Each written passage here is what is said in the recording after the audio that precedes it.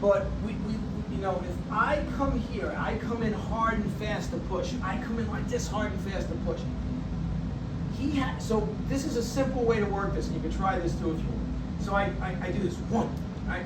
2, right? I do this 3, right? And we keep doing this. On one of them, he's going to rotate. And he doesn't have to do it a lot. But he doesn't do it, he waits.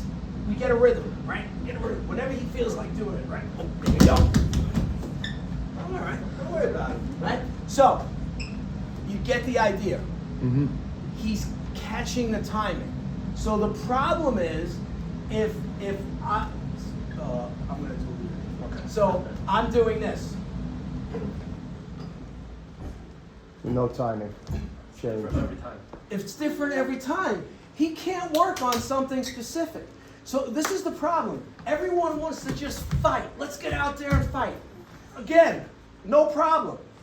But if we want to develop skill, which should be the end all of push hands.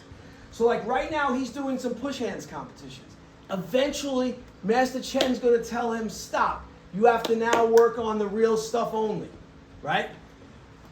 The real stuff, if you're going to be a high-level person, means if someone walks in here and challenges us, somebody here has to be able to whip their ass. End of discussion, okay? The other thing is if you're really good, it's easy.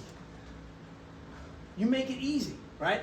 So, I would do things like this with Master Chen, when he'd say, okay, good, come in again, and then he'd do it, and I go flying. And what would I say? What'd you do? What'd you do? What was that, Shifu?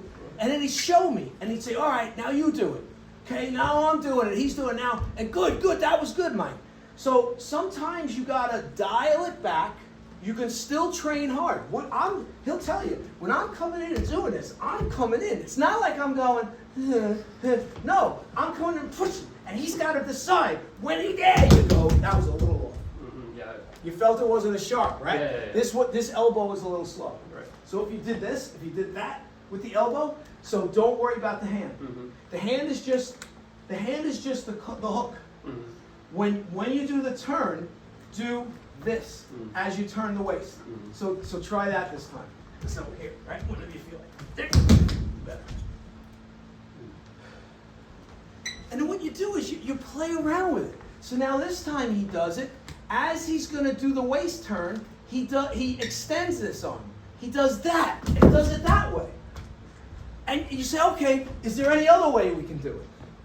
And you just keep working. 1, 2, 3, right?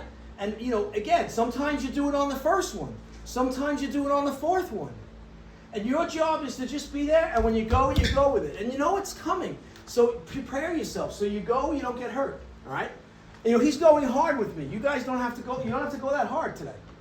All right? But try this now. So 2 to 3 to 4 times on one of them. Boom. Do it again. The next one, you do it on a different one. Don't do it on 3 or 4. Right? And then eventually try it on the first one. Right? And you see if you can get an idea of what that timing. When you do it right, the guy you're doing it to will let you know. He will be like, that was a good one. Right? Because on your end, it's not going to feel like anything. There goes back to no positive reinforcement inside you. So you have to totally rely on your partner when you're doing partner work. And you got to get some that does it real. Doesn't just kind of, make you feel good. All right? All right, try that.